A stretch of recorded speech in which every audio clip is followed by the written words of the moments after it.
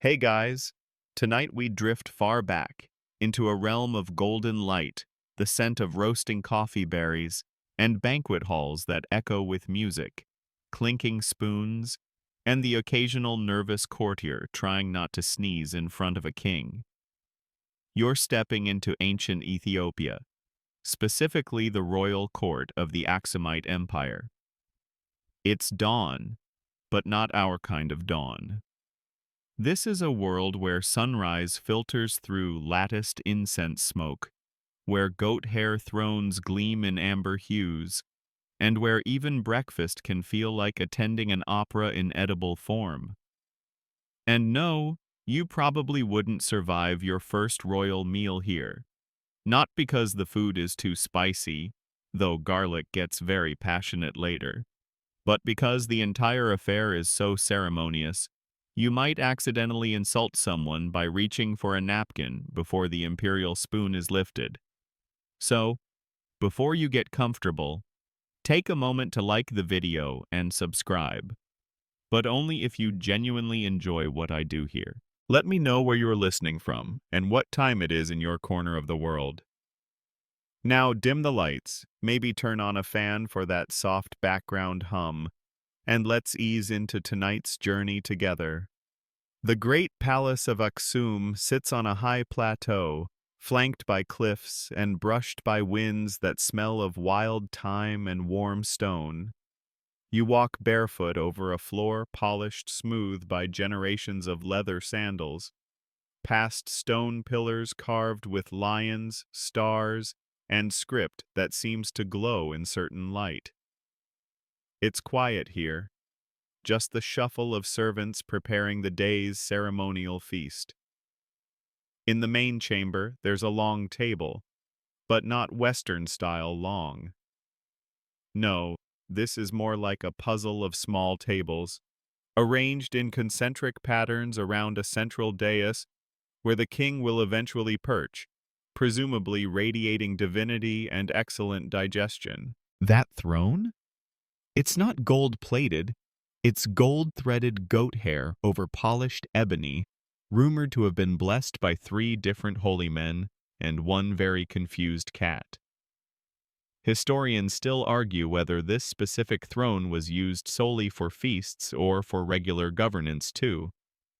But we do know that the ruler's seat was always elevated and always faced east, toward the rising sun and, occasionally, nosy pigeons. As you step closer, you see trays being laid out. Wide, shallow bronze platters. Each one hand-hammered with ridges designed to catch oil. Not a design flaw, but a feature that allowed servants to count how many lentils had slid downhill during a particularly juicy course. One servant walks past with a huge platter piled with soft, sour flatbread, injera, the backbone of Ethiopian cuisine even today. Another balances a small painted jug in each hand, one for mead, one for ritual water, and both sealed with palm-woven lids shaped like tiny domes. A court musician tests a lyre in the corner. The sound is delicate, like someone plucking sunbeams through a sieve. He pauses to sip something steamy from a curved horn, then resumes, this time humming along in a minor key that sounds suspiciously like a lullaby for grumpy lions. A fringe tidbit here. Some accounts from visiting traders mention royal feasts where trained birds fluttered across the tables with sprigs of mint or messages for individual guests. These birds, usually doves or small falcons, were said to be part decoration, part gossip delivery system. Whether that's true or just a bored merchant exaggerating for spice, well, historians are still arguing about it.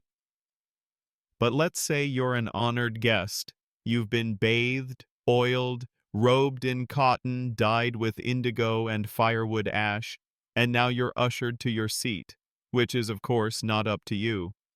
Seating is an art form here, and misplacement is a diplomatic incident waiting to happen, The closer you are to the king, the more likely your elbow grazes the royal bread, and the more likely someone behind you is whispering about your recent tax assessment. Still, there's something comforting in the ceremony, in the hush before the feast begins, the rustle of fine cloth, the warmth of spice lingering in the air, the way every guest knows not to touch a single dish until the coffee smoke has risen thrice and the king has nodded once, slowly, like a well-fed owl. You breathe in. You've made it. You're at the table. And somewhere in the distance, a rooster finally realizes the sun is up. You sit now, your legs tucked politely, your hands resting on your knees, palms turned upward as instructed by the attendant who whispered, "It's respectful to the spirits, and also keeps your sleeves clean." The tray before you gleams with anticipation, though nothing's been served yet, save a small dish of salt and a single lonely sprig of rosemary that might also be decorative or a test. The table settings are, frankly, a bit intimidating. Each place is prepared with its own set of items. A wide, flat bronze tray lined with fresh-cut banana leaves, 2 bowls, one polished clay, the other obsidian black stone, and a little holder made of horn, shaped like an open flower, for condiments that range from innocent honey to mystery green paste. Nobody warns you about that one. You eye the cutlery. Wait, no. There is no cutlery. That's right. This is a hands-on operation. You recall a bit late that traditional Ethiopian meals even now are often eaten communally, using pieces of injera to pinch up bites. Forks? For amateurs. You look down at your clean hands. They seem woefully unprepared. Your neighbor, an elder noblewoman wearing enough gold jewelry to attract small birds, glances at you and smiles. "It's in the wrist," she murmurs. Then she adjusts her napkin, which, yes, is a bark cloth, softened and perfumed, tied in a tidy knot at one corner. You follow suit. It smells faintly of cloves and eucalyptus. The next moment, attendants arrive carrying the first items on long trays, each supported by 2 servers moving in synchronized steps, like a traveling altar procession. One tray carries steaming rolls of injera, stacked in a spiral and sprinkled with blue corn petals. Another presents roasted lentils with just a hint of smoke, placed in patterns resembling stylized oxen, possibly symbolic, or possibly just the chef showing off. And then there's the ceremonial butter bowl, a favorite among traditional households.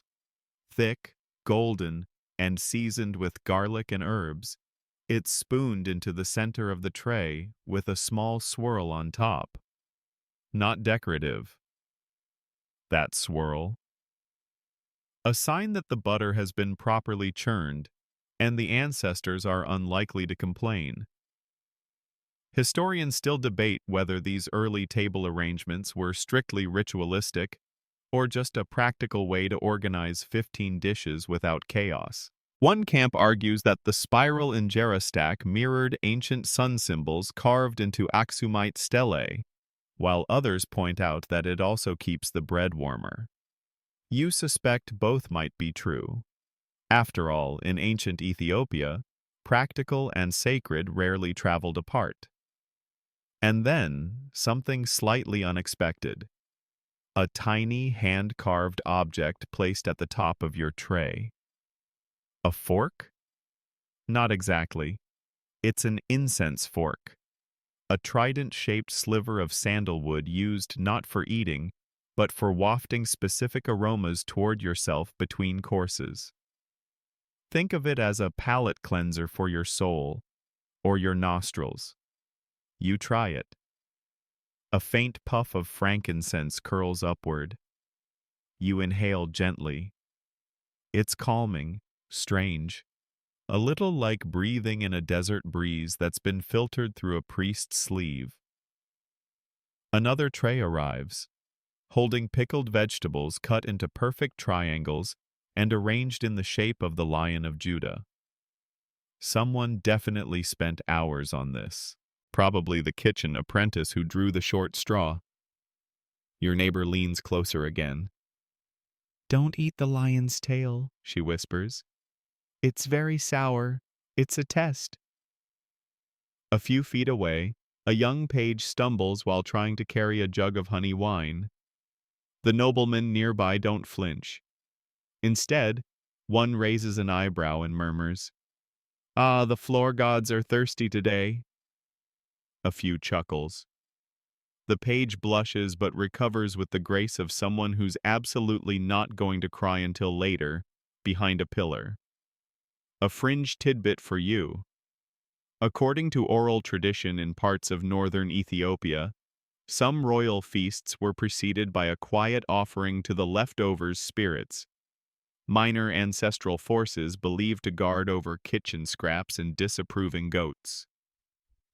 Guests were told to spill just a pinch of food onto the floor before eating, so the spirits wouldn't take offense and make your stew taste like feet. You consider spilling a bit of lentil, but before you decide, a clear, rhythmic chime rings out from the head of the room. The king has lifted his ceremonial spoon.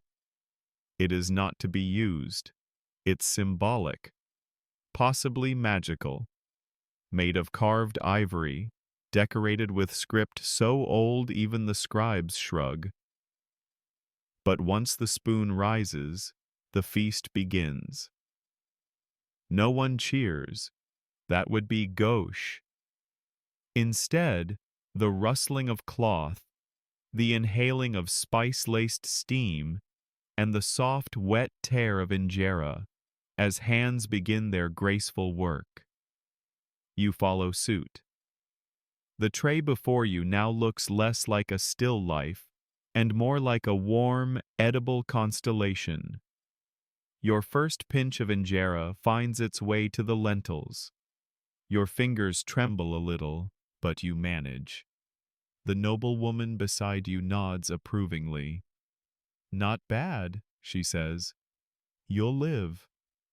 For now.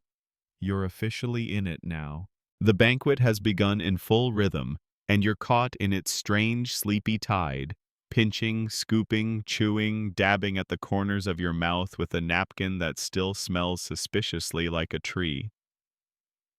All around, the royal court moves with quiet elegance, as if the entire room is dancing, but nobody got up from their seats. The third course is arriving. Yes, third. And you're only beginning to grasp that this meal is less lunch and more culinary pilgrimage.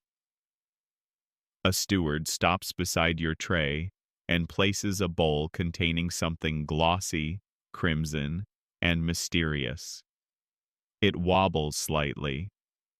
Your neighbor glances over. "Honey braised ox cheek," she says flatly. "Don't think. Just enjoy." You do. The flavor is deep, warm, and rich enough to coat your entire tongue in velvet. Spices you can't name, coriander, berbere, magic, wrap around the meat like a lullaby with a little kick. And the sauce? Oh, the sauce. Velvety, slow-simmered, with a slight tingle like someone told the chili peppers to behave. But not too much. You can't help but smile. Your hands, now thoroughly scented with garlic and spiced butter, move confidently. You reach for more injera without needing to look. You've entered the sacred trance of shared eating, where speaking is optional, chewing is reverent, and napkins are more talismans than tools. Historians agree that banquets like these were more than meals. They were stage plays, religious observances, diplomatic battlegrounds, and low-key talent shows. The Aksumite kings weren't just feeding you, they were establishing social order with every dish. Seating positions, portion sizes, and even the spice intensity could reflect your status. There's a story, possibly true, possibly whispered by an over-caffeinated scribe, of one noble whose spice dish was accidentally swapped with a military envoy's. By the third bite, he was crying, hiccuping, and confessing sins he hadn't even committed yet. The king, amused, granted him a week of silence as a reward or a punishment. Depends how talkative you are. Back to the tray. Now comes the garden course. Small piles of sautéed greens, pickled root vegetables, and a bright yellow mound that tastes suspiciously like mustard, sun, and regret. Be careful, warns the noblewoman again, watching your expression. That's a ways. It's for clearing sinuses, or memories. You cough once. She nods. Exactly. Then comes what might be the most visually dramatic course so far. Grilled lamb ribs served upright, leaning against roasted eggplants that have been split and dressed like tiny royal scrolls, drizzled with yogurt, crushed coriander seeds, and a flower petal or two for flair. One steward sets down a jug of something steaming. Hydromel, the steward murmurs. It's a sweet fermented honey drink, one of the oldest known forms of alcohol in the region. You take a sip and immediately feel like you've just drunk the sun's afterthoughts. Warm, floral, dizzying. Some fringe scholars suggest that hydromel wasn't just a beverage, but a kind of metaphysical lubricant, consumed before rituals to help commune with spirits or ancestors. Others think it was just an effective way to make political conversations slightly more bearable. Your seat cushion is suddenly much softer. A lyre player picks up tempo in the background. The gentle, harp-like plucking blends with the crunch of roasted barley, the hiss of new steam from a passing dish, and the low murmur of nobles negotiating with their desserts, which are arriving now. And yes, they're called the first desserts. A plate of honeyed teff fritters, crisp and sticky, dotted with rosewater glaze. A bowl of cool fruit compote. A surprising mix of fig, pomegranate, and something that tastes exactly like a late afternoon nap. And a final plate of small balls rolled in crushed nuts and toasted spices. Someone calls them monk bait. You decide not to ask. You lean back slightly, the edge of your robe brushing against the smooth floor. You've eaten 7 courses. You've survived 6 surprise spices. You've almost reached peak napkin usage. And yet, somehow, you know the meal is not over. Your neighbor grins knowingly. Now, she says, comes the real part. You raise an eyebrow. She whispers one word like a secret spell. Coffee. The word alone, coffee, seems to shimmer in the air like the steam that's already rising from somewhere unseen. You hear a rustle, a shift in tone across the banquet hall. It's subtle, like the change in music just before the plot twist in a very slow, very elegant opera. And then you smell it. That unmistakable scent. Smoky, rich, earthy, with a sharp whisper of bitterness, and something floral curling around the edges. It's the scent of roasted coffee beans, drifting like incense through the columns and tapestries, wrapping around guests like a velvet scarf. But this isn't Starbucks, darling. There's no rush, no counter, no paper cup with your name misspelled. This is the royal bunna ceremony. The entire mood shifts. The eating slows. The room breathes together. An inhale of anticipation. An exhale of familiarity. 3 women enter through the northern arch, barefoot, veiled in soft linen, each carrying part of the sacred ritual. One with the charcoal brazier, another with the pan of raw green coffee beans, and the third cradling an intricately painted jabina, a round-bottomed, long-necked clay coffee pot with a tiny spout that looks like it was designed to pour moonlight. They move to the center of the hall, near the king's platform, and kneel in unison on woven mats strewn with fresh-cut grasses and tiny wildflowers. The roasting begins. There's no hurrying this part. The woman with the pan stirs the beans slowly, deliberately, using a wooden stick shaped like a flattened spoon. You can hear the first pops, the gentle crackle, the flutter of husks escaping like ash from a gentle bonfire. And everyone watches. Not out of boredom, but out of reverence. Here in Aksum, and across what is now Ethiopia, coffee wasn't just a drink. It was, and still is, a ritual, a social rite, a mystical act. Some historians argue that the early royal court regarded coffee more as incense than beverage, inhaling its roast as part of spiritual cleansing. Others believe the ceremony evolved from Sufi gatherings, where coffee was used to stay awake during long night prayers. Still others whisper that it was first discovered by a particularly energetic goat. You've probably heard that story. Kaldi the goat herd, noticing his animals dancing after nibbling mysterious red berries. He tries them himself, feels slightly invincible, and next thing you know, the world's in a love affair with caffeine.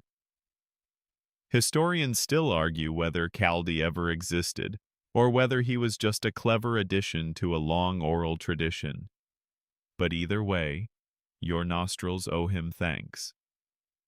The beans darken. The scent intensifies. A servant walks around with the pan, gently wafting the aroma toward the guests. Yes, even this part is shared. You lean forward slightly, and the smell hits you full in the chest. Warm earth, roasted soul, a suggestion that maybe, just maybe, you could write a very profound poem about time.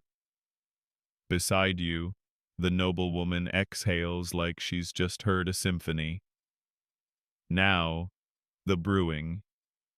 The roasted beans are crushed with a smooth stone and poured into the jabina, which has already been filled with hot water from a nearby clay urn. No filters, no machines. Just beans, water, time, and someone who knows what they're doing. The pot is placed on the brazier, and then everyone waits. The lyre player switches to a slower tune. The courtiers stop eating. Conversations lower to a murmur, like the room itself has bowed its head. You hear the jabina begin to hiss softly. The pot gurgles, spits once, then settles into a contented bubbling that sounds eerily like a purring cat, who also happens to be boiling something important. And still, no one drinks. Not yet. Because before coffee is sipped, it is offered. 3 rounds, traditionally. The first is called Abel, the strongest, most serious, the one that wakes up your ancestors. The second is Tona, milder, friendlier, ideal for conversation and mild flirting. And the third, baraka, the blessing cup, often shared at the end of negotiations, ceremonies, or romantic stalemates. The first cups are poured. The jabena's long neck tilts with the grace of a swan. The liquid flows dark and smooth into tiny handleless cups called sini. You're handed one. Your fingers instinctively wrap around the warm clay. No sugar yet. No milk. You sip. It's earthy, sharp, full-bodied, and just slightly smoky. Like drinking a mountain that learned poetry. Your eyes widen. The noblewoman smirks. Yes, she says. That's just the first one. You cradle the little clay cup between your fingers, the warmth settling into your palms like a tiny sun. The room has quieted into a collective hum. No more chewing, no more plate clinks, just the soft, rhythmic sound of sipping. Somewhere in the distance, a hawk cries out and is promptly ignored. Coffee time waits for no bird. The second round is being prepared now. Tona, the friendly brew. It's gentler, more social, and slightly less intense than the first. Think of it as the conversation cup, the sort of drink you'd sip while talking about your favorite kind of incense, or who wore which animal tooth pendant better at the last royal procession. Before the next pour, though, an odd moment unfolds. A young courtier rises, walks carefully toward the king, and kneels, holding his cup upward with both hands. You blink. Is this part of the ritual? Your neighbor whispers, he's offering the king his cup. Ah. So it's not just coffee, it's performance coffee. This exchange, historians say, was both respectful and strategic. Offering your cup to the king could mean many things: seeking favor, confessing guilt, demonstrating loyalty. In some cases, it might have even been a subtle jab. If your cup had a particularly bitter brew, it could be taken as a mild insult. Historians still argue whether these offerings were spontaneous or choreographed. Some say nobles rehearsed their cup offers in private, like teenage poets with a crush. Others suggest it all depended on the roast. The king accepts the cup without expression, sips it, then nods slowly. The courtier exhales, as if a 10-pound pomegranate just rolled off his chest. You sip your second cup. It's softer, less punch, more warmth. Like the first cup had a to-do list, and this one's on vacation. A fringe detail here.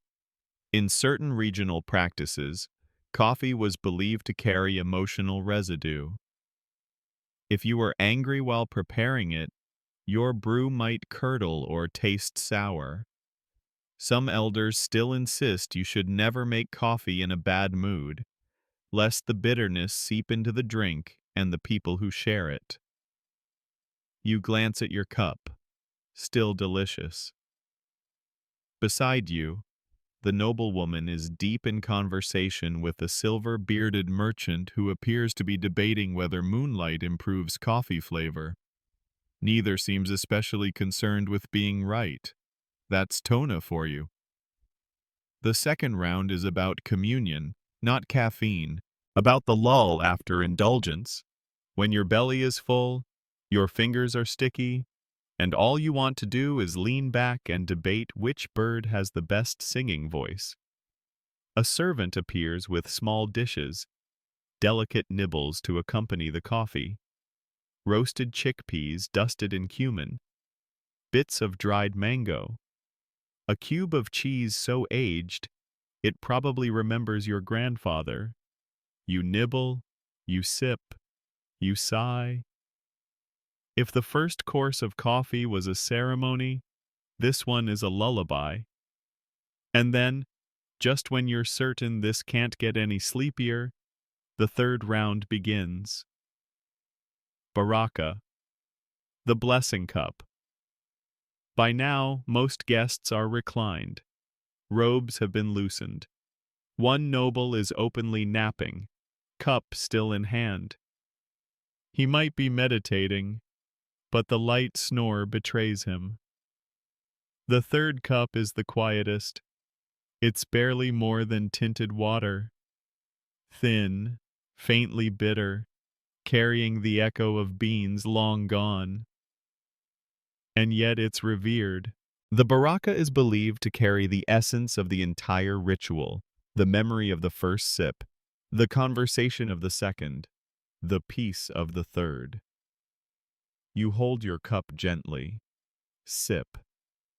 It tastes like reflection, like the space between thoughts, like someone whispered rest into a bean and let it steep. Across the hall, the incense has shifted from frankincense to myrrh.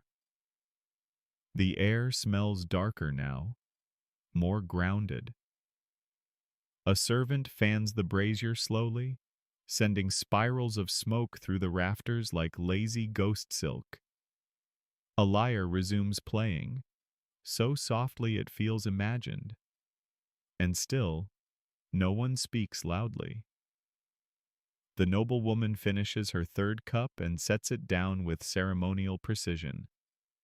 She folds her napkin over the rim, closes her eyes for just a moment and whispers, "That was a good roast." You're not sure whether she means the beans or the afternoon. Probably both. You rest your cup gently on the low wooden table, its rounded bottom fitting perfectly into the small carved indentation meant precisely for that purpose. It's a small detail, but it tells you something essential. Every element of this ritual, every tray, every breeze-swept blossom, every measured sip, has been practiced, refined, cherished over generations. The coffee may be finished, but the ceremony is not quite done. A new sound rises. Clap. A single deliberate clap from the king. Not loud, not harsh, but clear enough to ripple across the chamber like a pebble across water. It's not a command. It's an invitation. And just like that, the banquet hall begins to shift from feasting space to performance space. The eating has quieted, but now the storytelling begins. A tall man steps forward from behind a pillar, barefoot, wrapped in dyed cotton robes that trail like water. In his hand is a staff, plain but worn smooth by time. He bows slightly, then taps the floor once. He begins to speak. You don't understand the words. His dialect is older than anything you've heard, but the rhythm of it is hypnotic. Cadenced, pulsing like waves on a lake, or wind through long grass. It's not the content that draws you in, it's the tone, the rise and fall, the way certain phrases repeat like lullabies that forgot they were supposed to end. Your neighbor leans over and whispers, "He's telling the story of the hyena bride." Ah. You nod as if you know what that is. You don't. The tale sways on, the storyteller's voice deepening with each dramatic pause. At one point, he howls softly. Yes, howls. And a child across the room giggles so hard she drops her candied fig. A servant catches it midair. Applause? No. That would break the spell. Instead, a few quiet taps of fingers on knees, a sound of approval older than clapping. Historians still argue whether these post-feast performances were spontaneous or scheduled. Some suggest the best storytellers rose like steam from the floor, chosen by the mood of the room. Others claim there was a strict order, tied to lunar cycles and the number of guests who finished all 3 rounds of coffee. Your money's on a little of both. Now comes a fringe tidbit. Some ancient Aksumite storytellers were believed to carry talismans, tiny carved objects kept in their sleeves or hair, that anchored the story to reality. These were thought to prevent exaggeration, or worse, stealing another bard's tale. One clay figurine was reportedly found with a tiny inscription, "Don't even think about it." The storyteller pauses. The room breathes. And then, without warning, he switches rhythm. From myth to memory. He begins reciting what sounds like a royal genealogy, but it twists and loops like a poem. Names and places roll by like hills seen from a slow-moving chariot. Queen Makeda of Sheba, the warrior King Azana, the rivers of Tekeze, the mountains that kissed the moon. You get the sense that, for this culture, stories weren't just entertainment. They were time travel. A sip of memory, a bite of lineage, a whisper of geography. He ends with a bow so fluid it looks like he's falling into a dream. The lyre begins again. Another voice rises, not a story this time, but a song. A woman with hair coiled high and fingers heavy with silver rings sings a melody that clings to the walls. You can't tell what it's about, but it tastes blue, if blue were a sound. Everyone listens as if remembering something they didn't know they'd forgotten. And somehow you realize, this is the dessert of the evening, not the honey figs, not the roasted nuts, but this, the shared silence that follows song, the full-bellied stillness that settles over the court like a soft blanket, the sense that nothing more is needed, not even words. You close your eyes for a moment, just one moment. The smoke curls a little thicker, the lyre hums lower, and the wind, for just a second, sounds like it's breathing with you. When your eyes flutter open again, you're not sure how much time has passed. But the hall has taken on a new quality, as if the air itself has softened. Shadows stretch farther, lanterns flicker gentler. The banquet has entered its final act, where conversation moves like honey, slow, sweet, and likely to stick to your thoughts. You glance around and realize no one has left. This isn't the kind of feast where you slip out early. This is a dusk-to-dream affair. The sort of evening that lingers on your skin long after the food is gone. A group of elders sits cross-legged on an elevated platform, quietly discussing, of all things, the history of salt. You lean in. It turns out, salt isn't just a seasoning here, it's currency. And in ancient Ethiopia, salt bars known as amale were once used like coins. Each bar was a standard size, shaped like a flattened loaf, and carved with tiny symbols to show region and value.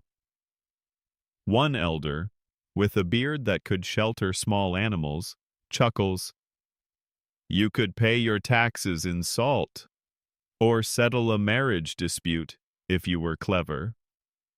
Another elder adds, "Or bribe the stable boy. Depends on the horse."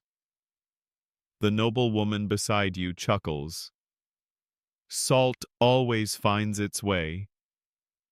Historians agree that in Aksum, salt was central to trade, diplomacy, and even rituals. It was gathered from the Afar region, carried on camel caravans across blistering plains, and offered at banquets like a prized jewel. A small dish of finely crushed salt sits at every noble's place, untouched, yet sacred. Fringe traditions suggest that in certain households, salt was sprinkled in a circle around the table before meals, a boundary against bad spirits and bitter conversations. Some modern scholars dismiss this as superstition. Others argue that spiritual seasoning is as valid as any other. The more you think about it, the more it makes sense. Food is never just food in this place. It's geography, it's philosophy, it's politics you can chew. At that moment, a low chant begins at the far end of the hall. It isn't music exactly, more like a melodic conversation. Two voices rise and fall, answering one another in tones that sound halfway between singing and storytelling. You recognize it as Zima, the ancient liturgical chant still used today in Ethiopian Orthodox tradition. Its roots stretch so deep, even the mountains seem to hush when it's sung.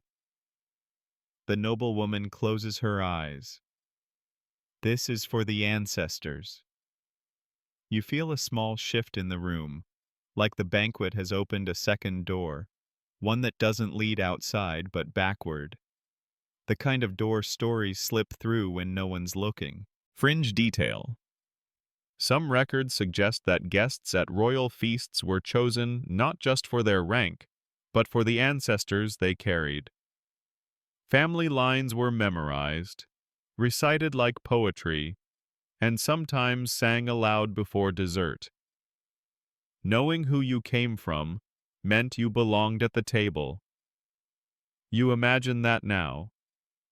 A voice rising to announce your great-grandmother's goat herd, your uncle's star-shaped birthmark, your family's special way of planting teff upside down for luck. A younger guest nearby is quietly repeating the chant under his breath. His cadence falters slightly, and his neighbor nudges him, gently, but with meaning. This isn't karaoke. It's history with a pulse. A steward enters with one last offering, a pitcher of cool water, infused with rose petals and mint. It's poured silently into shallow bronze bowls, offered not to drink, but to rinse your fingers and face, a symbolic cleanse before departure. You dip your fingers in. The water is cool, fragrant. As you touch it to your skin, it feels like a tiny exhale, like washing the story off your hands so you can carry it in your heart instead. Across the hall, the storyteller from earlier places a carved figurine beside the king's chair, part of the tale perhaps, or a silent thank you. A final song rises. No words, just harmony. And then, stillness. No fanfare. No curtain drop. Just that delicious quiet that only follows a feast of body and story alike. You lean back again, and the ceiling seems taller. The floor seems warmer. Or maybe you've just been folded into the moment like another petal in the garland of this night. You stay in your seat, half dreaming, not because you're expected to, but because it feels like leaving too soon might offend the floor, or the ceiling, or the air itself, which has grown thick with the scent of myrrh and memory. Someone strikes a string, just once, a soft vibration that echoes faintly. It isn't music now. It's punctuation. You glance toward the king's dais. A figure approaches. Not a servant this time, but a royal archivist. You know because of the scrolls tucked beneath one arm and the ink-stained fingertips. His robes are unadorned, his expression distant, as if his mind is still talking to some ancient manuscript. He bows low, then begins to speak. What follows isn't story or song. It's something else entirely. A reading.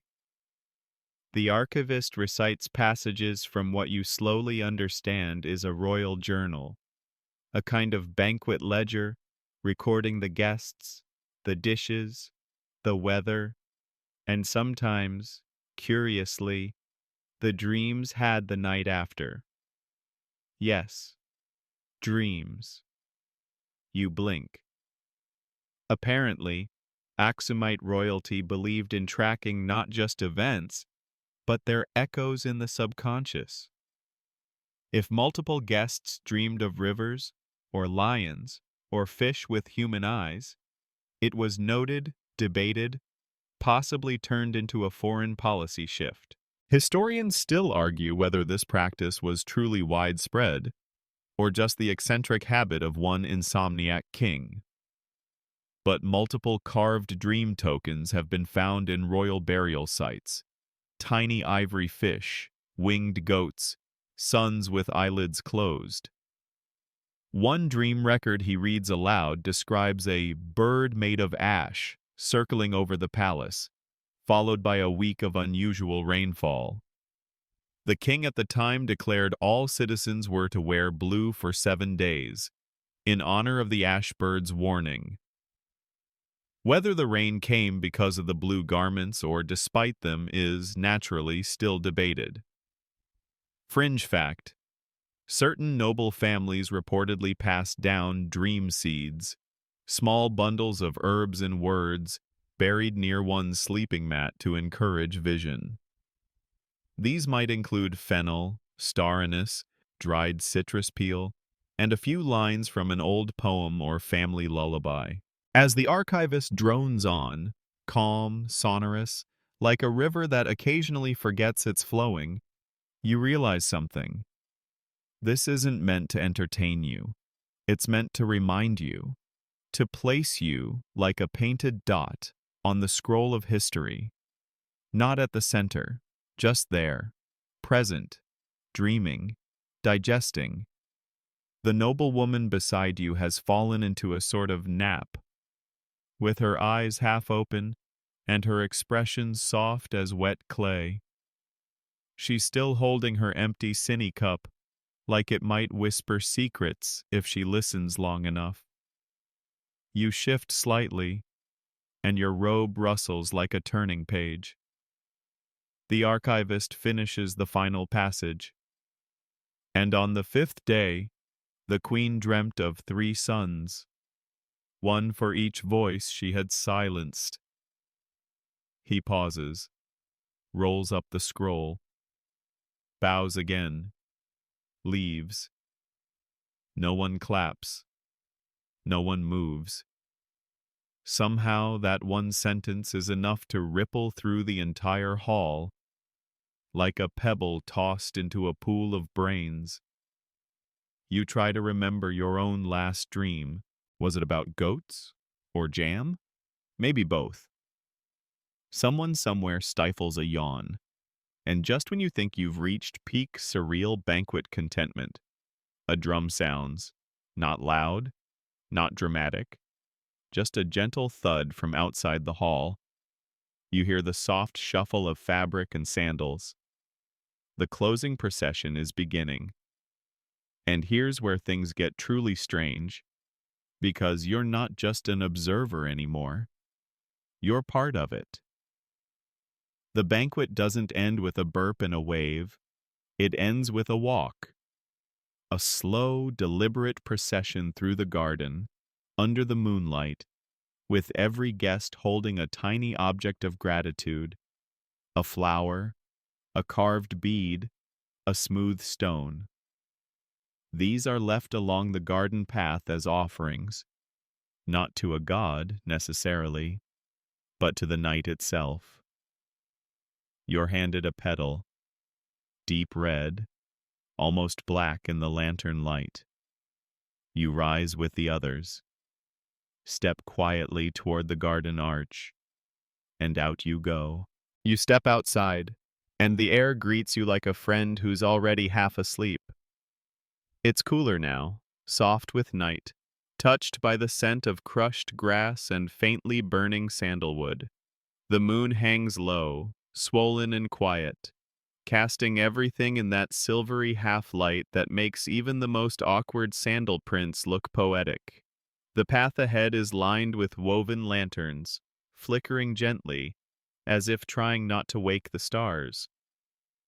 Everyone moves slowly, not in reverence exactly, more like digestion with intention. You hold your pedal carefully. It's heavier than it should be, as if the weight of the whole evening has soaked into its edges. This, your guide murmurs softly, is the final offering, a tradition that predates even the oldest temples. A ritual for closure, for quiet thanks, for placing the memory of a feast not just in your stomach, but into the soil. The garden path curves lazily through a courtyard of fragrant herbs, mint, basil, wild thyme. You brush past them, and they release their sleepy scents like they've been waiting for this moment all day. You notice, as you walk, the variety of offerings guests are carrying. One holds a carved bird's feather, another, a teacup filled with dew. Someone in front of you is holding a small stone with a thumbprint worn into it, clearly passed from many hands. The noblewoman walks beside you, her head bowed slightly, humming something tuneless. She catches your glance and smiles. Do you remember your first banquet? You hesitate, then nod. Good, she says, as if that's the correct answer whether it's true or not. A servant offers you a small cup of tej, a golden honey wine. It's sweet, like sun-warmed fruit, with a hint of fermentation that nudges your brain just enough to soften the edges of thought. A lyre plays faintly from somewhere you can't see. And finally, you reach the offering circle. A shallow pool reflects the moon like it's trying to flatter her. In its center is a mound of polished stones, petals, woven ribbons, and tiny talismans. Guests step forward one by one to add their item. You step forward. Hold your breath. Place your petal on the pile. It flutters, shifts, and finally rests beside a feather and what looks suspiciously like a child's drawing of a goat with 3 horns. Historians still argue whether these offering mounds were spiritual, symbolic, or just a creative way to collect party favors. Some scholars say they were later dismantled and scattered across the fields as blessings for the crops. Others believe they were kept in temples, preserved as the memory of communal peace. There's a fringe belief that some offerings were secretly catalogued, each item representing a guest, each mound a kind of census disguised as ceremony.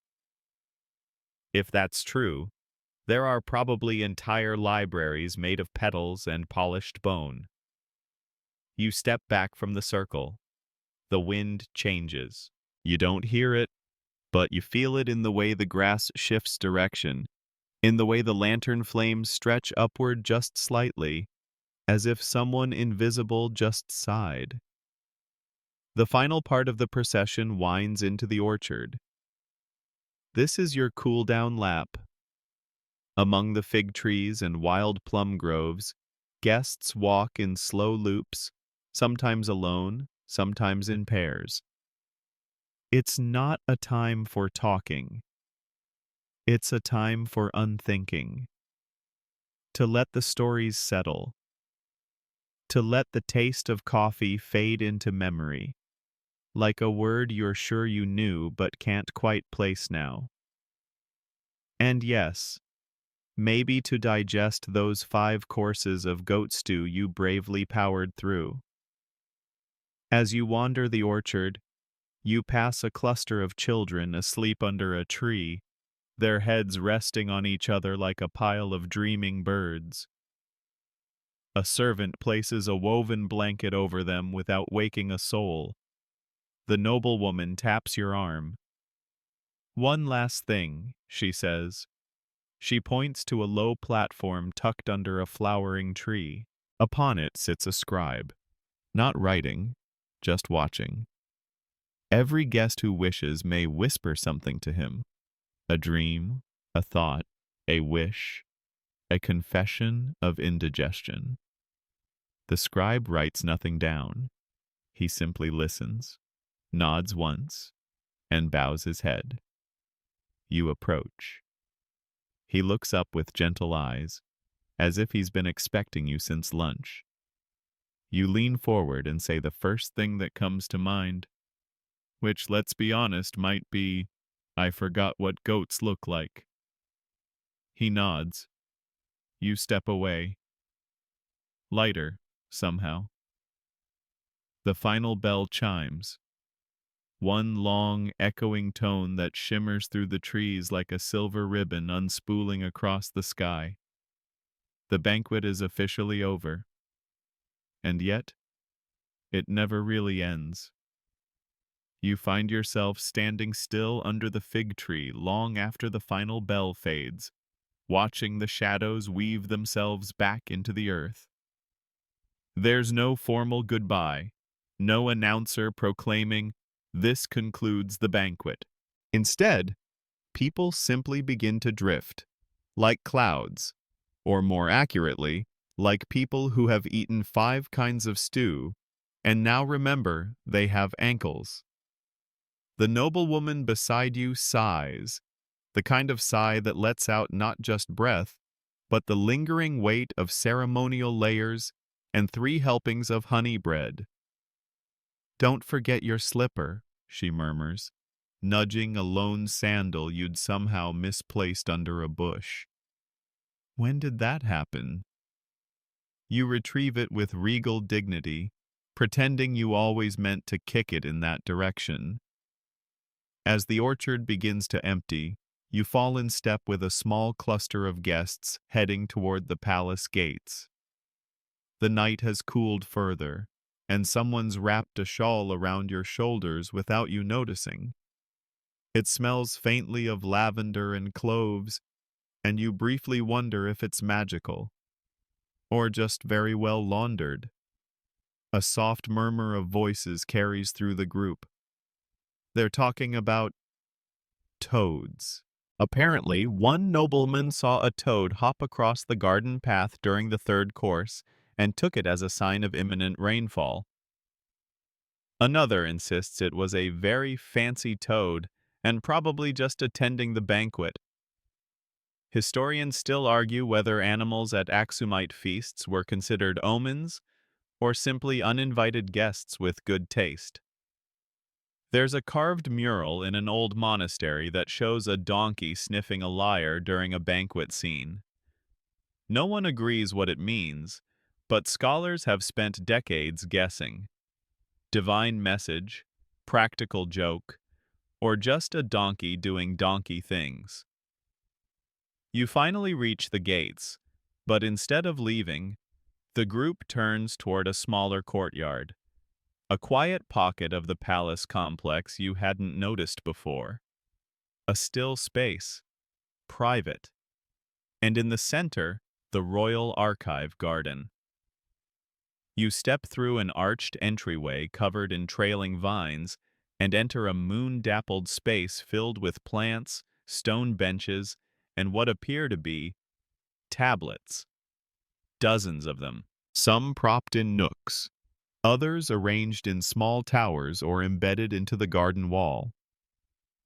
Each tablet, your noble guide explains, contains a memory from a past banquet. Not a menu, not a guest list, but a moment. The best laugh, the cleverest toast, The dream someone whispered into a cup before drinking it. You read a few as you pass. The queen laughed so hard she spilled coffee on the general.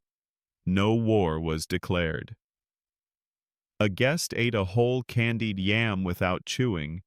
He claimed it was a vow of silence. Someone saw 3 moons. They had not had any wine. They're carved in smooth, looping script, with symbols between each line. Stars, teardrops, spirals, birds. You suspect the symbols mean more than they let on, or maybe nothing at all. There's one particularly curious tablet nestled into the roots of an old tree. It reads, "We fed the river tonight." You pause. The noblewoman sees your expression. That one's older than the tree. She explains. Once a year, usually after a banquet like this, the court would walk to the edge of the river and toss small items into the current. Fruit, flowers, even tiny clay cups. A symbolic return of generosity. Because when the land gives to you, you give something back. Historians debate the origin of the custom. Some say it was spiritual, honoring river spirits. Others say it began practically, a way to send leftovers downstream. One record dryly notes, "The river rats were fat that year." You find a bench and sit. The garden is quiet but not empty. It hums with the presence of 1,000 remembered evenings. All those footsteps, all those stories. You get the sense that if you leaned close to the stone, you might still hear them whisper. A breeze passes through, tickling the vines, and for a moment you think you smell coffee again. Just a wisp of it, as though the garden itself is sighing out the last breath of a vanished banquet. You exhale too. It's late, or early, depending on how you define time. You're full, warm, wrapped in borrowed shawl, and vaguely convinced that your bones are now 12% honey. Somewhere, a night bird calls. Somewhere else, a storyteller is still murmuring to himself, practicing for the next feast. And you? You're not ready to leave just yet. Not because anything is unfinished, but because it feels so good to stay in this moment. One foot in history, the other gently dangling in dream. You sit there a little longer on the cool stone bench, letting the sounds of the archive garden settle around you. The night is velvet now, thick and soft and almost too still, like the whole palace has decided to breathe in unison and then hold it. Somewhere in the dark, a frog chirps once, and then thinks better of it. You stretch your legs slightly, careful not to disturb the trailing vines near your feet. They're heavy with dew now, droplets forming small mirrored pools on each leaf. You lean in and see your own reflection, eyelids half lowered, expression equal parts satisfied and confused, like someone who has just attended a feast and survived a philosophical riddle. A rustle behind you. Not alarming. Just the sound of someone else remembering they exist. It's the same scribe you whispered to in the orchard. He's walking slowly through the garden, a small oil lamp in one hand, pausing every few steps to inspect one of the memory tablets. He doesn't write anything down, just reads. Smiles now and then. Shakes his head once. You can't tell if it's in amusement or admiration. He notices you watching, offers a subtle nod, then gestures to a nearby alcove you hadn't noticed before. You rise, a little stiffly, and follow. Inside the alcove is a table carved directly into the stone, its surface etched with circular designs and tiny geometric symbols that seem to move if you stare too long.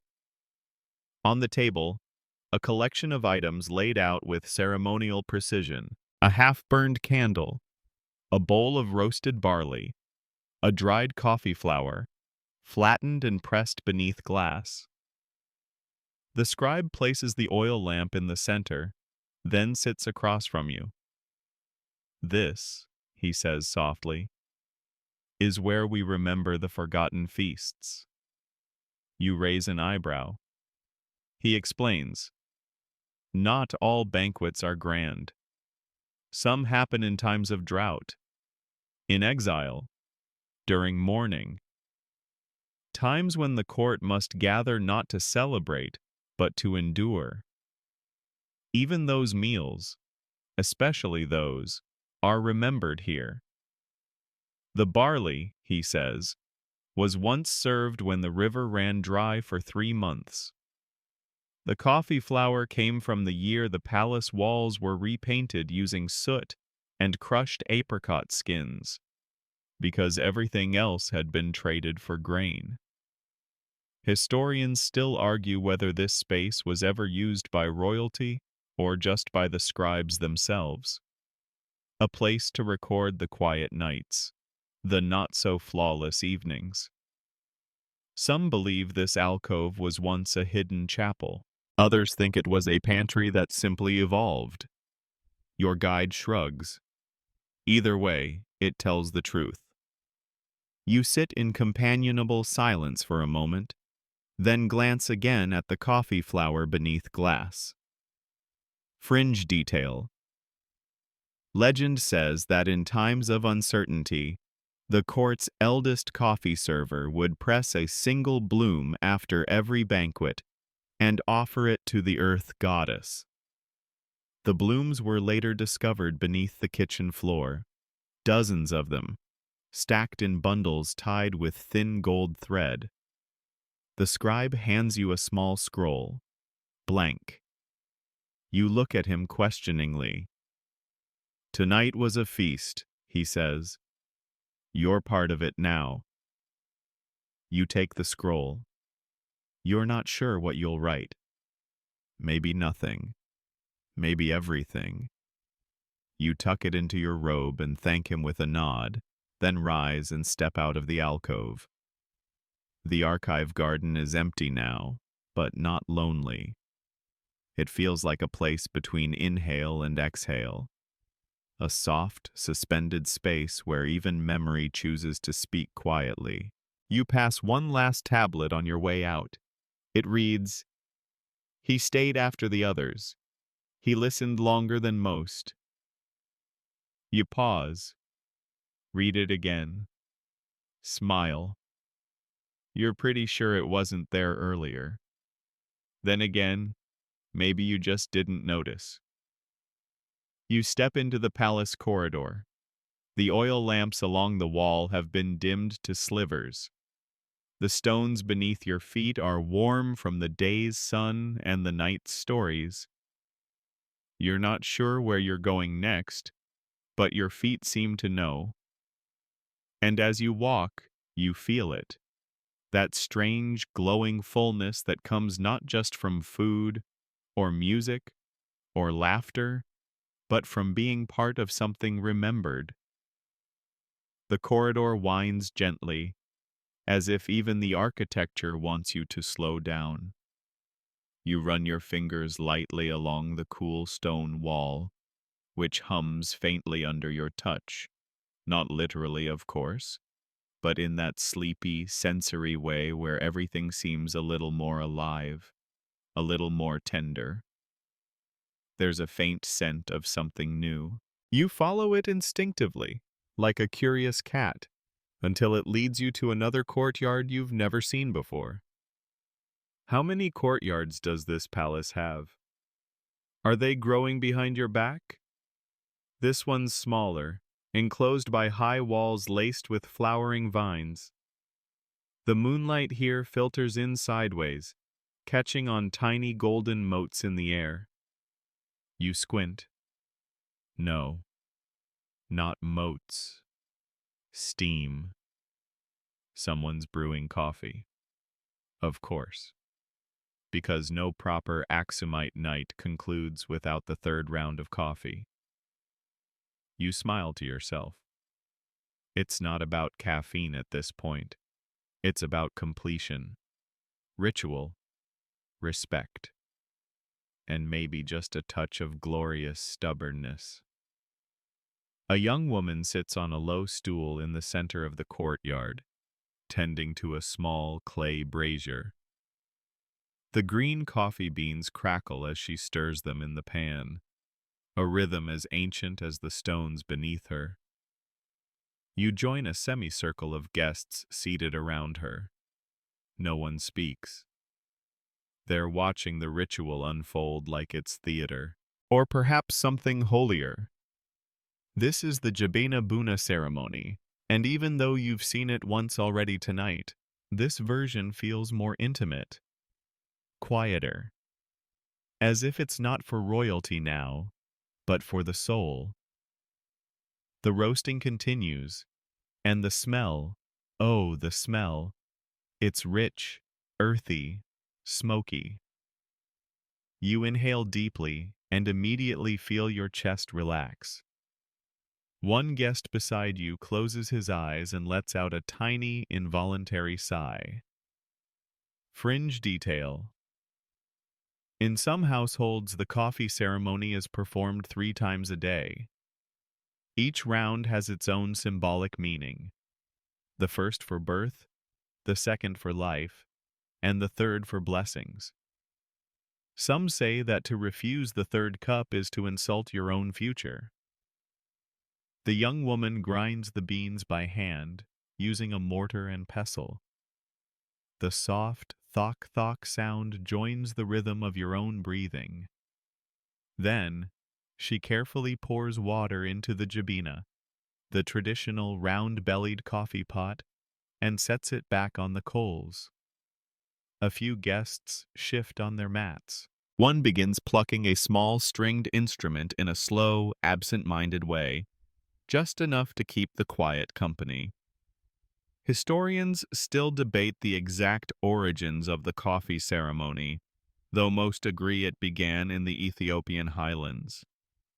Some say it was inspired by watching goats grow unnaturally peppy after chewing wild berries. Others claim the ritual emerged as a sacred response to drought, a way to make water and warmth feel abundant, even in scarcity. You sip your coffee when it's finally poured. It's darker this time, stronger, as if the evening itself has been brewed into it. You hold the warm cup in both hands, letting its heat press gently into your palms. This moment doesn't feel like an ending. It feels like a bow, slow and graceful, like a lantern being dimmed one wick at a time. One of the older guests speaks softly. Every bean has a memory.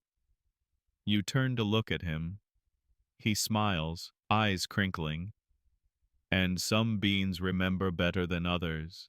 A younger guest asks, "What do they remember?" He shrugs. Who picked them, where they grew, which storms passed over them, the first song sung when they were roasted. You sip again. You're not sure if it's true, but you want it to be. The second cup comes. You drink that too, even though your body is unsure whether to wind down or perk up. The coffee wins, but only gently, like a polite guest knocking once on the door of your consciousness, and then deciding to come back later. By the third cup, the mood has shifted. No one's speaking. No one needs to.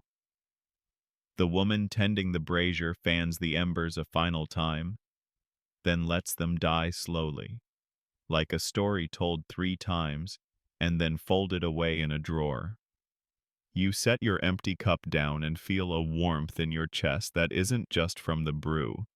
It's from knowing that you've seen something rare, not spectacular, not loud, just rare. A ritual not performed for show, but because it's been done this way for centuries.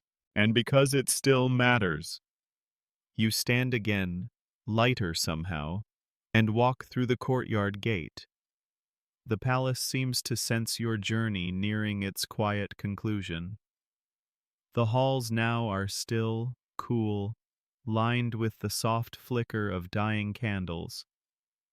You pass a row of carved panels, each one telling a part of Aksumite myth. A leopard who guarded a princess, a mountain that sang lullabies, a river that turned away from war. You pause at one.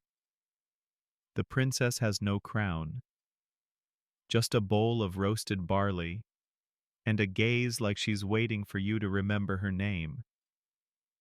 You nod to her. Continue on. You wander slowly now, guided less by your feet and more by something softer, maybe intuition, maybe digestion. The palace wraps around you like a warm shawl, no longer a place of majesty, but of memory. Its grandeur gently dissolving into shadows and smooth, stone silence. A corridor opens up into a long gallery lined with woven tapestries. Each one shimmers faintly in the low light, their threads dyed with indigo, ochre, and the deepest greens, colors you don't even have names for. You step closer and notice the figures stitched into them. Not gods, not kings, gardeners, coffee servers, grain counters, people bending over soil or huddled in kitchens with steam curling around their ankles. One panel shows a woman swatting at bees with one hand while balancing a basket of pomegranates with the other. It's oddly comforting. You're not in a hall of heroes. You're in a hall of reminders that banquets only happen because someone somewhere kneaded the dough, stoked the fire, picked the lentils one pebble at a time. You reach out and touch one tapestry. The texture is rough, real. A stitched note in Ge'ez script is sewn into the corner. Your translation is rusty, but it says something like, "We plant so you may sit. Sit then with gratitude." You smile. Historians still argue whether these tapestries were updated annually, or if they were created all at once during the reign of a queen obsessed with embroidery. One account claims she insisted every guest at her banquet bring a single dyed thread. The result? A patchwork of stories literally woven into the walls. You round another corner and step into a chamber filled with baskets. Hundreds of them. Lidded, unlidded, tall, squat, coiled in dizzying spirals and lined in cloth dyed with flower petals. No two alike. This is the banquet storehouse. But not for food, for vessels. Each basket once carried part of a feast. Some still hold the ghosts of what they bore.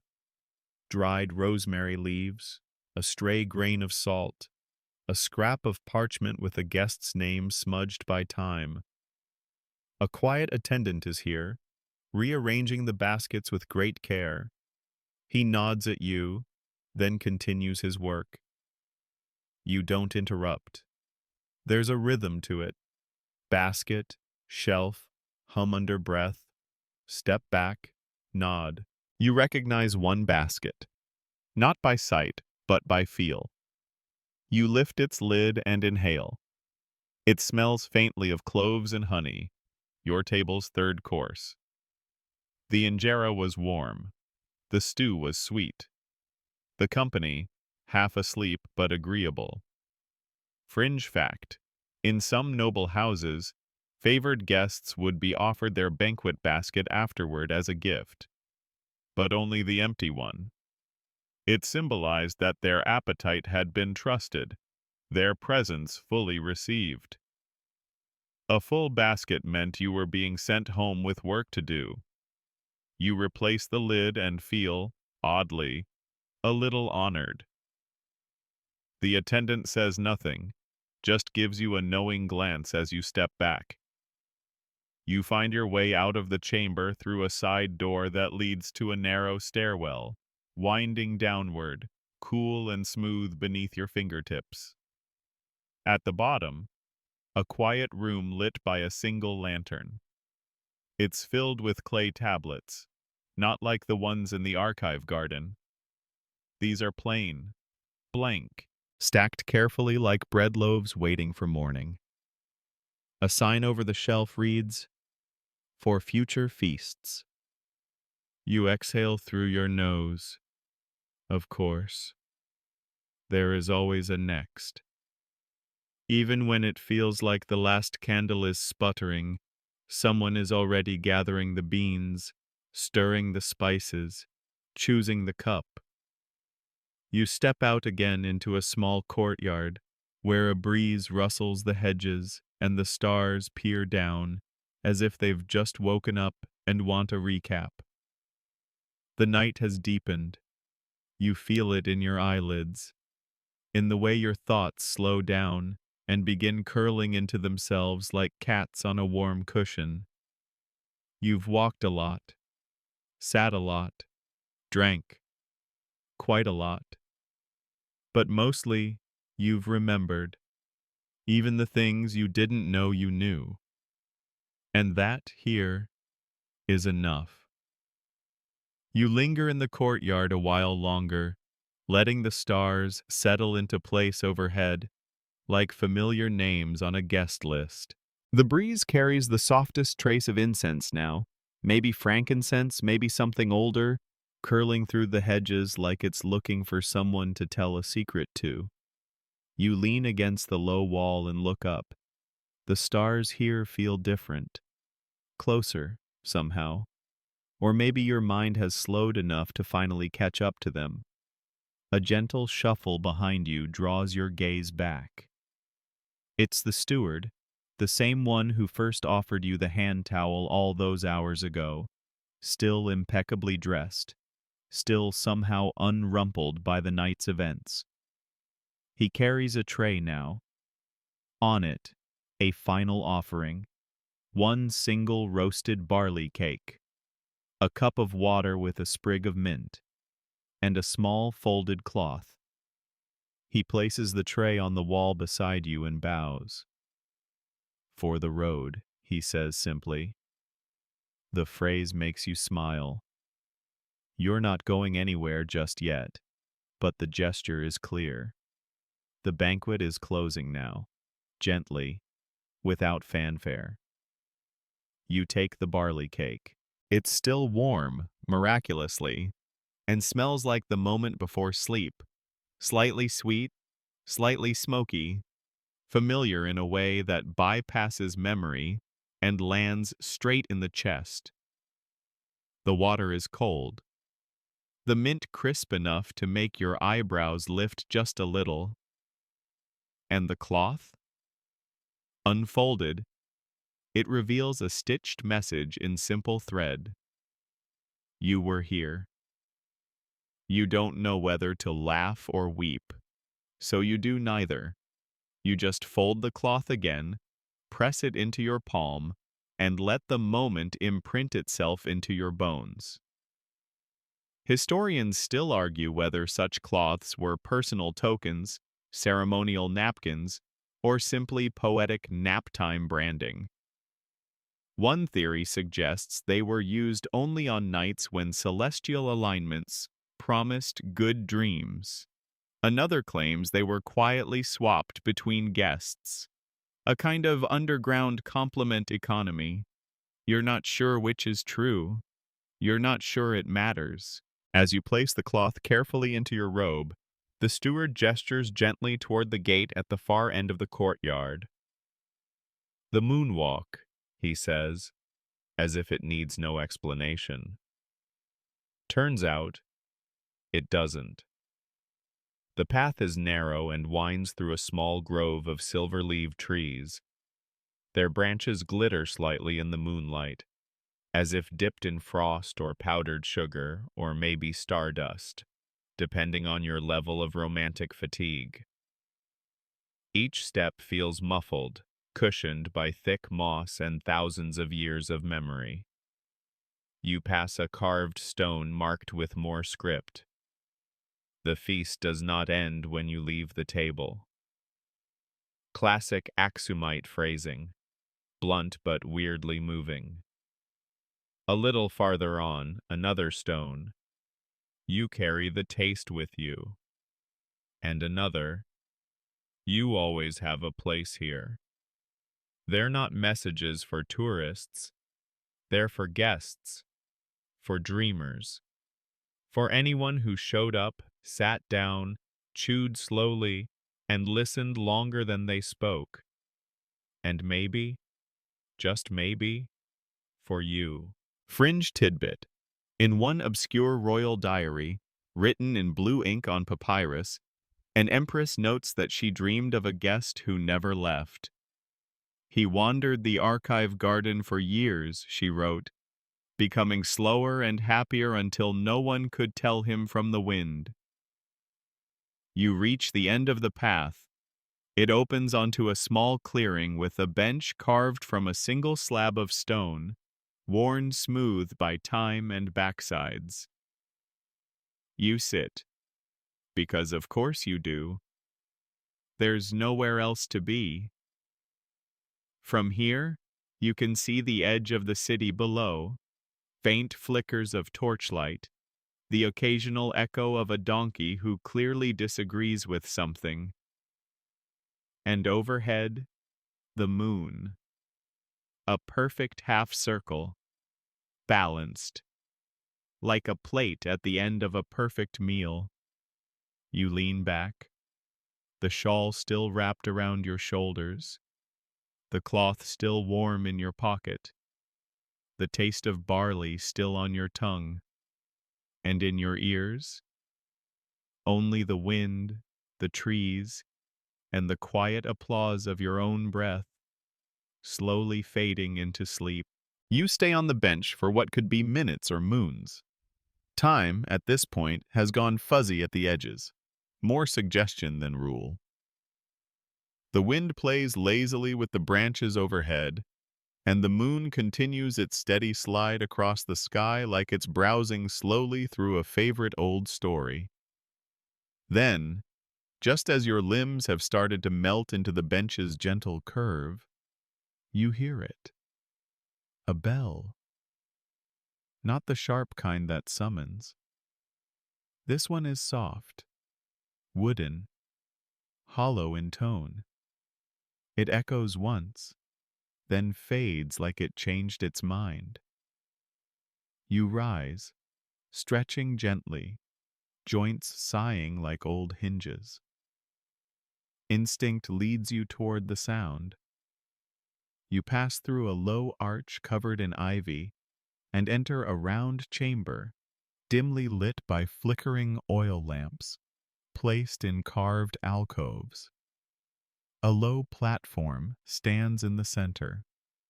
Upon it, a bowl. That's all. A simple, wide, earthenware bowl with a small wooden spoon resting across the top. You approach and notice a sign beside it carved in curly script. For the final taste. Another guest stands nearby. A young man with sleep-thick eyes and a shawl tied around his waist like a forgotten belt. He ladles a small amount of the bowl's contents into a shallow cup and sips it reverently. You follow suit. It's strange, thick, sweet, slightly smoky. Like if honey decided to read you a bedtime story and then tuck you in. There's barley, cardamom, and something else you can't name. like the feeling of waking from a nap you didn't know you needed. Sleep brew, the young man murmurs, reading your thoughts. Made only at the end of royal feasts. He tells you a fringe tale. The empress herself once demanded the recipe be burned after her passing, so no one could ever recreate her perfect final sip. The chefs rebelled, of course, and instead hid versions of it in lullabies, riddles, and children's chalk games. If you hop on the wrong tile, he adds, you might accidentally invent the brew. You chuckle, or think you do. It might have just been air escaping an agreement. Historians still argue about the drink's true composition. Some say it's mostly ceremonial, barely flavored water. Others insist it includes dream root, a rare plant found only on misty cliffsides, harvested under new moons. You don't care. You drink. And in that moment, you understand why it served last. Because nothing should follow this. The young man smiles at you sleepily and drifts off toward the exit, cup still in hand. You linger a moment longer, placing your empty vessel beside the bowl. And then the walls around you seem to shift, just slightly. Not threatening, more like the palace is folding itself gently, like a cloak after a long night out. Everything is softer now, more rounded, as if you're walking through the memory of stone, not stone itself. You retrace your steps slowly, not because you're lost, but because every corridor now feels like an old friend saying goodbye at the door. You pass by the tapestry hall again. The gardeners wave at you. Well, stitched versions of them do. And you wave back. Of course you do. At the banquet storehouse, the baskets seem to nod in acknowledgement. Some lids are slightly askew, like they've peeked inside themselves and approved your visit. Even the moonwalk path glows faintly behind you, as if pleased with how gracefully you tread. Back in the main courtyard, you pause one last time. A new tablet has appeared in the garden. You didn't see anyone place it, but it's there now. Just a simple inscription. They remembered the taste of silence. You close your eyes for a moment, letting those words curl around you like warm steam. And when you open them again, you're already halfway to the guest wing. Somehow. The palace knows. It always does. It carries you forward now, on a whisper and a cushion of barley dreams. The guest wing is even quieter than you remember. The heavy wooden doors are slightly ajar, as if inviting rather than enclosing. You push one open with the lightest touch, and it creaks with all the drama of an old stage actor making an entrance. You smile. The palace has flair, even when it's sleepy. Inside, a long hallway stretches before you, lined with thick woven rugs that mute your footsteps into nothing. Low lamps burn in alternating alcoves, casting golden light across the walls. Each door is marked not with a number, but with a symbol. A bird in flight, a hand outstretched, a single coffee bean, a moon in eclipse. Your door is marked with a barley stalk bending in the wind. Of course it is. You step inside. The room smells of cinnamon and warm stone. The bed is low to the ground, draped in soft linen dyed the color of pale clay. A folded robe lies at its foot. A shallow bowl of water glows faintly near the headboard, reflecting the tiny flame of a floating oil wick. And on the side table, a final gift, a sealed scroll. You crack it open and read, Tonight, you tasted what we remembered. Tomorrow, may you remember what you tasted. Historians still argue whether these scrolls were mass-produced by royal scribes or individually written for each guest. One theory suggests a team of night scribes who stayed awake during the banquet, eavesdropping and scribbling poetic summaries like court stenographers in slippers. Another school of thought proposes the scrolls were blank, meant to absorb the dreams of whoever slept beside them. You set it gently aside, then pull the robe over your shoulders. It smells faintly of lemon blossom. As you settle into bed, you notice something else. A sound. Not intrusive, barely audible even. A gentle hum, like bees in the distance or the echo of a lullaby sung in another room. It's the palace's breath. Or maybe yours. Hard to tell anymore. You lie back and let the linens wrap around you like soft, competent arms. And just when you think the night has offered its last surprise, a breeze rustles the sheer curtain at your window. Through the opening, you glimpse something beyond the courtyard, past the banquet halls, the gardens, the archive trees. It's a small field, dotted with low, delicate coffee shrubs. A woman kneels among them, tending to each one as if introducing herself. She lifts a berry to her lips, not to eat, but to whisper to it. Fringe detail. Some say the first coffee farmers in the Aksumite highlands believed the berries could store words, secrets, blessings. A full harvest, then, wasn't just food. It was language waiting to be brewed. You watch her for a while, though your eyes grow heavy. The curtain dances again, and this time when it settles, the field is gone. Or maybe you blinked. Hard to say. Your limbs are soft.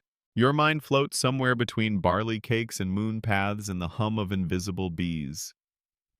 Somewhere in the halls, another bell chimes once. Not calling, just nodding good night. You think of the banquet now not as an event, but as a kind of language, spoken through flavor, ritual, and time. And you, dear guest, understood every word. Even the sleepy ones.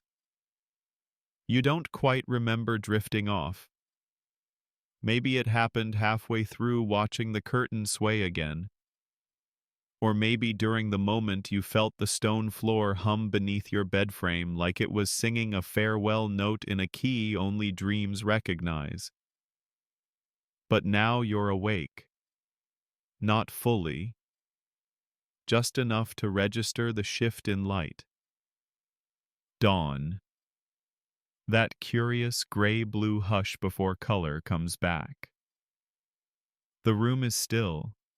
The kind of stillness only found after feasts, where even time has decided to pause, loosen its belt, and reflect on the evening. You sit up slowly. No rush, no obligation, only instinct pulling you forward. Outside your door, the hallway is the same, but softer. Someone has lit a few more lamps, their flames fluttering gently in the early air, like they're deciding whether to go on burning or simply bow out with grace. A different servant awaits you, younger, maybe, with an embroidered sash and a sleepy smile. He doesn't speak. He just gestures. And you follow. Through a corridor you've never seen before. Of course. Why not one more?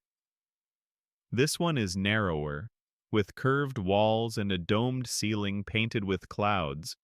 Not dramatic, Renaissance-style clouds, but the kind you see when you look up and feel oddly at peace. Pale grays, gentle whites, a few smudges of lavender. At the end of the passage, a small room, circular, open to the sky, and in its center, the final cup. Yes, that's what the scroll called it. You recognize the setting from the tapestries. This is where the Empress once offered her last coffee of the night to the horizon, pouring a small amount into the wind as a blessing, then sipping the rest herself with a prayer only she knew. On the low stone table sits a single clay cup. Steam curls from it like a punctuation mark. You don't hesitate. You pick it up. It's warm, weighty, perfect. You bring it to your lips. The flavor is gentle this time, subtle, less like a drink and more like a memory of a drink. Notes of cardamom, ash, rain, maybe even the breeze itself. You take a second sip. You let it sit on your tongue. Historians still debate whether this final cup was reserved for royalty or shared with guests. One theory holds that only those who made it to dawn were allowed to taste it. That to drink this cup was to be seen as equal to the sun. You're not royalty, but you're here. And the cup didn't refuse you. You sit on the floor and cradle the vessel in your hands, watching the sky shift. The stars are fading now, slipping into pockets of blue. A lone bird cuts across the horizon with all the ceremony of a trumpet. It says nothing, but its wings speak volumes. Fringe tidbit. In Aksumite lore, birds that flew at dawn were believed to carry messages from guests who dreamed in royal rooms. The sky, one scribe wrote, is nothing but a scroll constantly being rewritten by feathers. You like that. It feels true. You sip the last of the brew, then set the cup down carefully. You wait. Nothing happens. No music, no whisper, just peace. You rise, stretch, breathe, and notice something carved just beneath the table. Words so faint they only catch light at dawn. Come hungry, leave remembered. You run your fingers over the letters. Yes, that feels about right. As you walk back toward your room, no longer as a guest but as someone who has been, you carry no souvenirs, no bags, no food, no cup, only memory and the flavor of quiet. The walk back through the palace is quieter than ever, not because it's empty, but because everything and everyone has gone inward.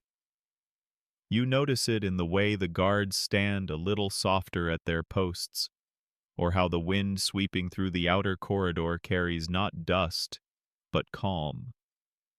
You pass a hallway window and glance out. Below, the gardens glisten with morning dew. The citron trees are still dripping from the breath of dawn, their leaves shiny as polished jade. A gardener in a loose robe gently flicks water from one leaf, as if waking it for the day. You almost don't notice the basket he's carrying until you see what's inside. Not tools, not seeds, scrolls, tiny folded ones, tied with thin cords dyed in marigold and indigo. He drops one at the base of each plant, moving in a pattern only he understands.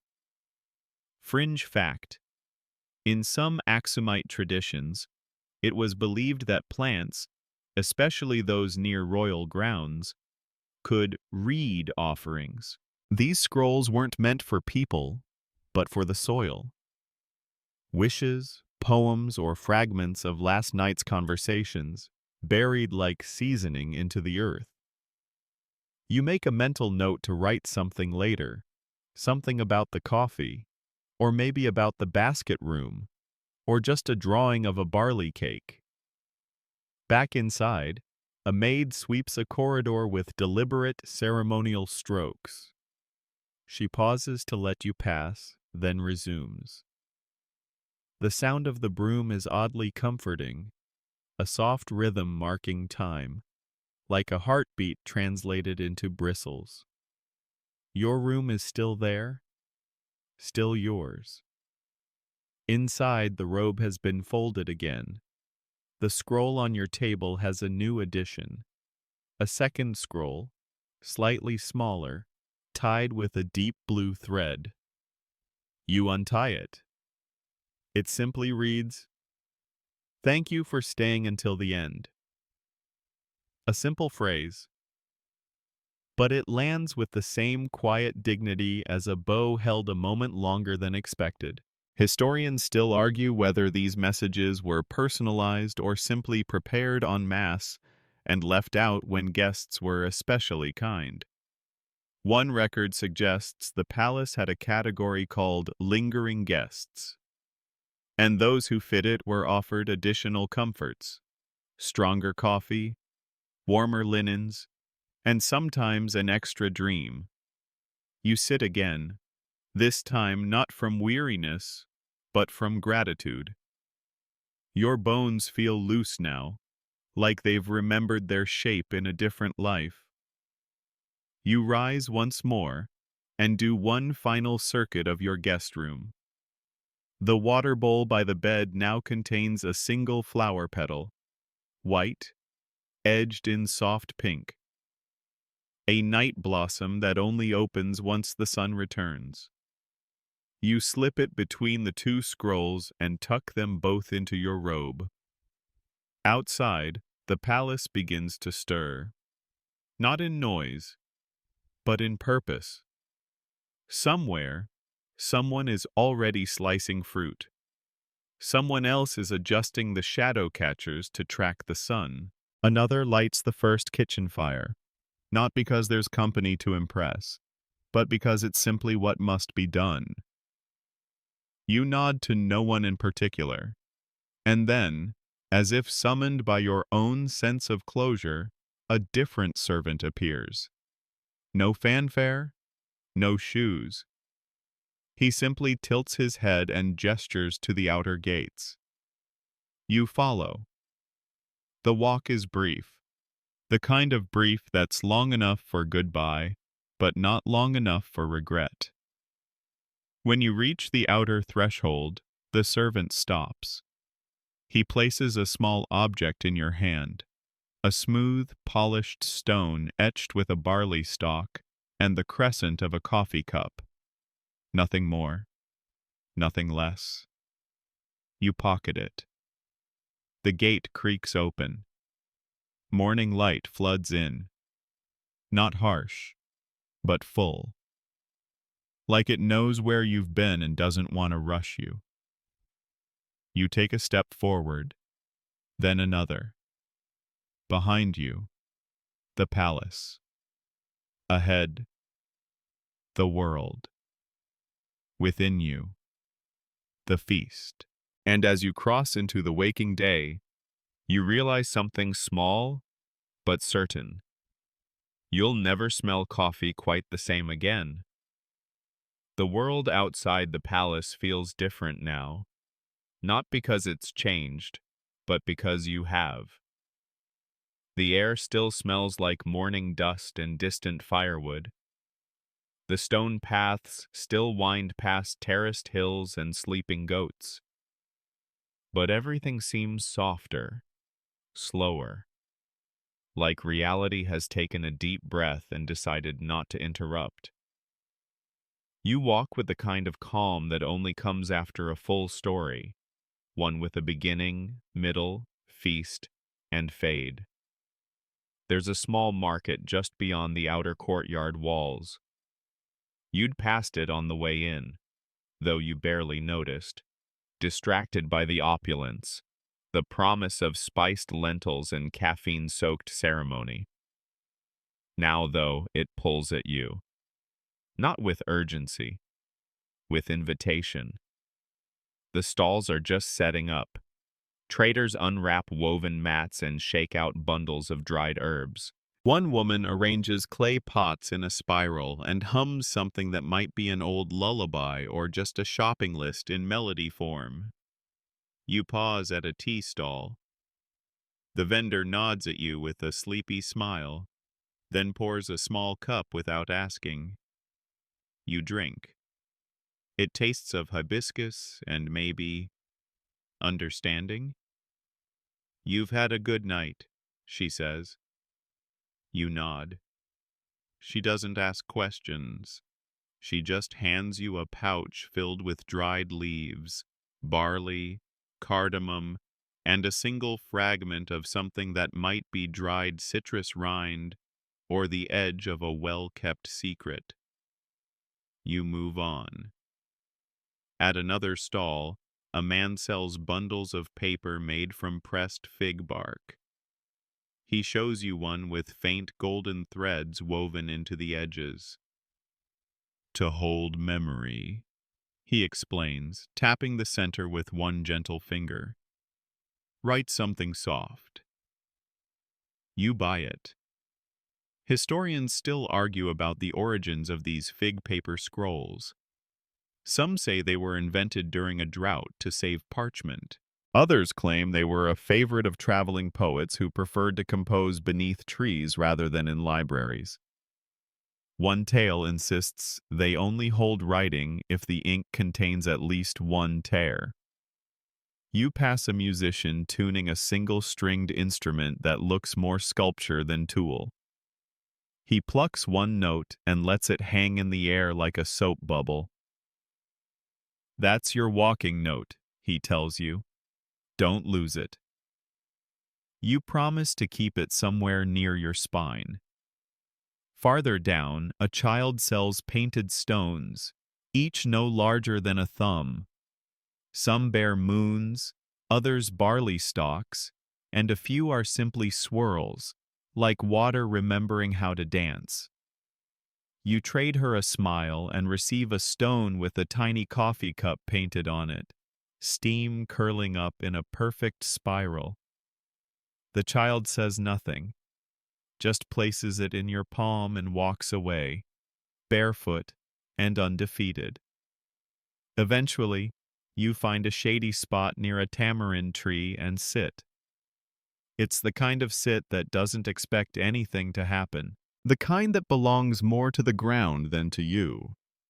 You pull out the fig paper, and the painted stone, and the scroll from the guest room, and the memory of a barley cake so soft it could have been made from mist. Fringe detail. Some say that guests who fully remember the palace feast are marked forever, not with symbols, but with senses. That they'll forever taste cloves in rain, or hear bells in the rustle of leaves, or find themselves comforted by the smell of warm stone. You believe it. Already, you feel it settling behind your ribs like a second heartbeat. Someone nearby begins sweeping the market path. Same rhythm as the palace broom. You smile. Everything circles back eventually. Even you. You stay beneath the tamarind tree longer than you meant to. But that's the thing about mornings that follow feasts. They're meant for lingering. No one expects urgency from someone who's just shared time with a memory. Birds flutter overhead, hopping between branches like gossipy scribes, trading notes about your presence. You scribble a few lines on the fig paper. Not a journal, not a letter. Just shapes that felt like they needed a place to live. A spiraled steam curl, a tiny barley stalk, a moon, not quite full. You pause to listen to the street again. It's still quiet, but filling in. The market is alive now, fully unfurled. A man across the square begins roasting beans over a low flame, stirring them with a slow, practiced swirl. The scent drifts your way, nutty, rich, and deeply familiar. And there it is, the first real coffee of the morning. But somehow, you're not in a rush to chase it. You already had the best cup of your life, or dream, or both. You glance down at the cloth from the banquet, still tucked neatly into your robe's side pocket. You unfold it again. The stitching hasn't changed. You were here. It still lands with the same quiet gravity. You wrap the cloth around your fig paper and tuck both away. Keepsakes, yes, but more than that. Anchors, reminders, proof that slowness holds its own kind of truth. Fringe note: some Aksumite guests, after leaving the palace, were said to carry small rituals home with them, a way of making the feast last. Brewing coffee in silence once a week, lighting a candle before eating, whispering a word of thanks not to the gods, but to the grain. You think you might do the same. One last thing catches your eye before you go. On a small post near the edge of the market, a paper flaps lazily in the breeze. You wander over and read it. Tonight's guest banquet, fully booked. Tomorrow's menu. Hope, roasted lightly. All welcome. Just bring silence. You grin.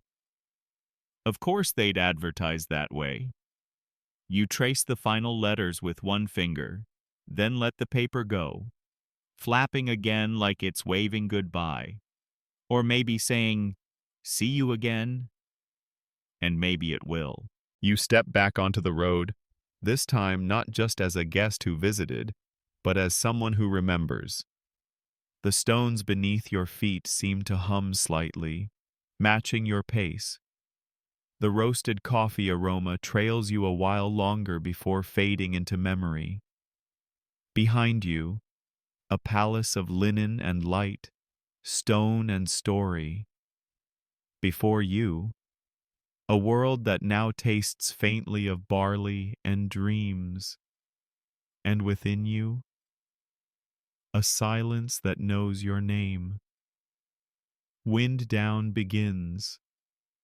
You've made it now, all the way to the edge of the tail. There's nothing left to walk through, no more feast courses to come, no new scrolls to unfurl, only breath, and the softness that follows when every sense has been fully used and fully satisfied. Let your shoulders drop. Let your jaw unclench. Let your eyes go heavy. You've walked beside emperors tonight, sipped coffee with gardeners, watched the sky write messages in steam, and none of it required rushing, or doing, or even speaking. You were simply there, and that was enough. That was. As you lie back now, maybe with a pillow beneath your head and a fan humming quietly in the background, imagine one last barley stalk, bending in the wind, not broken, not lost, just moving slowly in rhythm with the breath of the world. No one needs you right now.